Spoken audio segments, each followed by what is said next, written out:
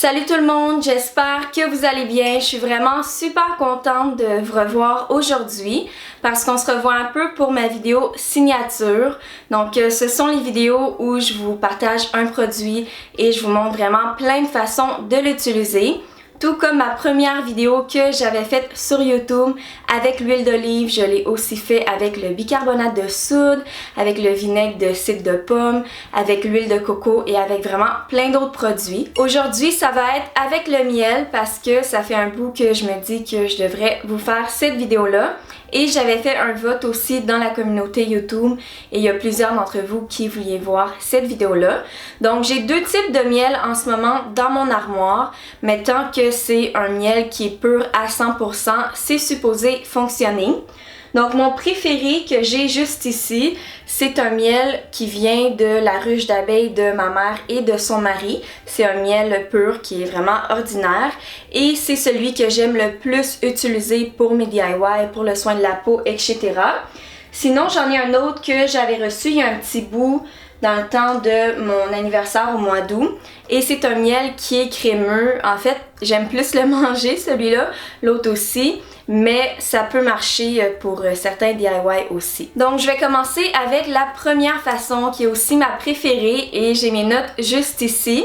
Et c'est en tant que gommage pour les lèvres. J'aime vraiment beaucoup utiliser du miel comme ça. Donc je vais simplement mélanger un tout petit peu de miel avec du sucre. Donc ça peut être du sucre blanc, du sucre brun. Et puis je fais simplement passer ça en mouvement circulaire sur mes lèvres et ça fonctionne super bien.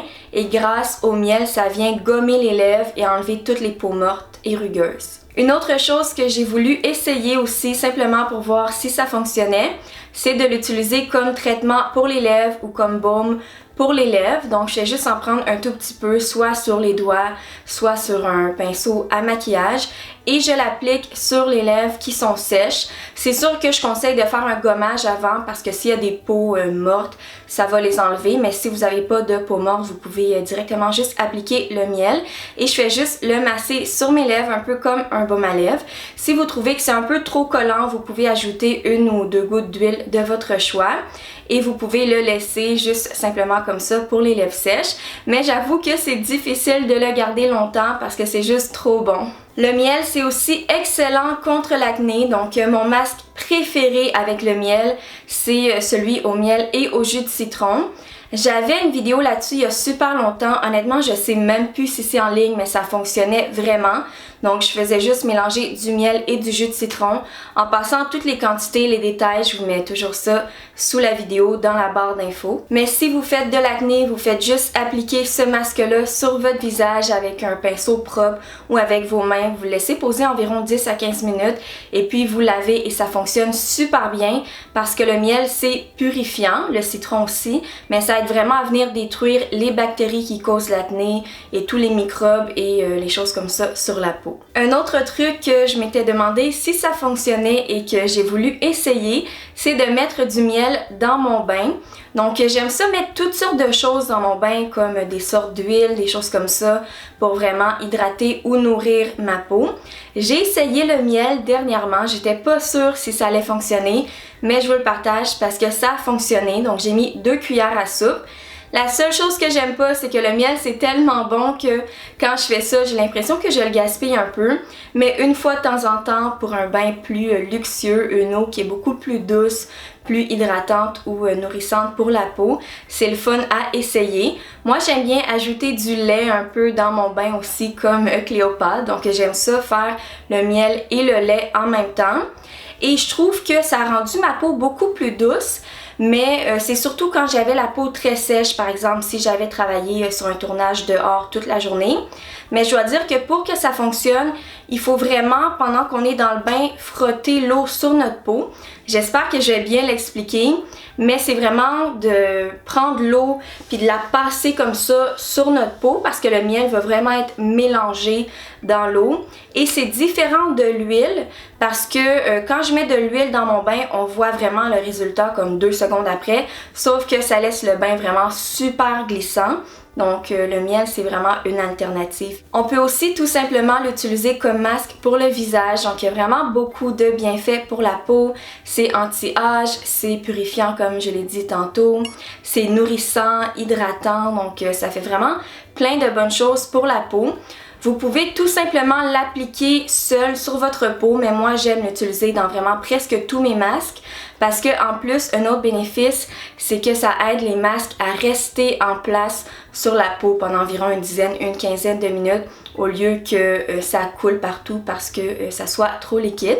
Donc ça, je trouve que c'est vraiment super pratique dans mes masques, mais il y en a toutes sortes que vous pouvez faire. J'en ai déjà fait au curcuma que je vous ai partagé, mais je vais essayer de vous en partager d'autres. Je l'ai aussi essayé pour les cuticules sèches, donc si vous avez les ongles qui sont secs, les cuticules qui sont sèches, vous pouvez simplement laver vos mains. Vous pouvez les exfolier aussi avant pour un meilleur résultat, mais c'est pas obligatoire.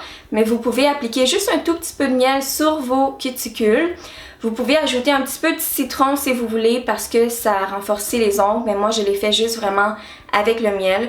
Vous le laissez pendant environ 5 minutes, vous frottez, vous massez. Et puis ensuite de ça, vous lavez vos mains et vos cuticules vont être moins sèches et moins apparentes aussi. On peut l'utiliser comme masque pour les cheveux, donc moi j'aime vraiment le mélanger avec une huile. Mon huile préférée pour les cheveux, c'est l'huile d'olive parce que je trouve que ça fonctionne vraiment bien avec moi. Mais utilisez votre huile préférée. Je mettrai pas juste le miel parce que je trouve que c'est un peu collant, mais les deux ensemble, je trouve que c'est vraiment très bien. C'est bon pour nourrir vos cheveux, pour les hydrater aussi, sans les alourdir. C'est super bon pour les pointes qui sont fourchues aussi.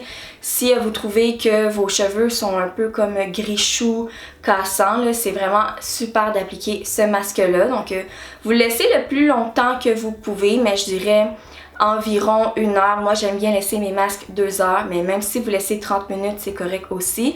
Et ensuite de ça, vous lavez. Et la dernière astuce que je voulais vous partager, qui est encore pour les cheveux, c'est que ça peut servir à éclaircir les cheveux. Donc j'avais fait des recherches là-dessus il y a vraiment longtemps. Et 3 choses, en fait 4 choses qui éclaircissent les cheveux, c'est le miel, la tisane à la camomille, le jus de citron et la cannelle. Personnellement, la cannelle, j'avais essayé, j'avais pas aimé parce que ça laissait vraiment plein de morceaux là, de poudre de cannelle super difficile à enlever, surtout dans mes cheveux que quand ils sont mouillés, ils sont frisés.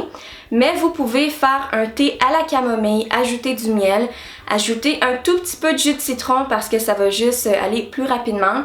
Mais vous n'êtes pas obligé si vous voulez pas abîmer vos cheveux parce que c'est quand même asséchant pour les cheveux, le jus de citron. Vous mettez ça dans une bouteille à vaporiser, à moins que vous soyez capable de vraiment le verser sur vos cheveux sans dégâts. Si vous allez au soleil et que vous avez ajouté le jus de citron, ça va faire encore plus effet, mais si c'est juste le miel et la camomille, vous n'êtes pas obligé d'aller au soleil. Vous pouvez le laisser pendant la nuit et si vous le faites chaque semaine, vos cheveux vont commencer à éclaircir. Donc c'est tout pour ma vidéo d'aujourd'hui. J'espère vraiment que vous avez apprécié. En passant, désolée pour les changements d'éclairage au cours de la vidéo. D'habitude, je filme beaucoup plus tôt, mais aujourd'hui, c'est une journée, disons, pas super productive, donc j'ai commencé à filmer plus tard. Donc ouais, désolée pour les ombres, l'éclairage un peu bizarre dans la vidéo, mais j'espère quand même que vous avez apprécié. N'oubliez pas d'aimer la vidéo si c'est le cas et de vous abonner. Et nous, on se revoit très bientôt. Bye!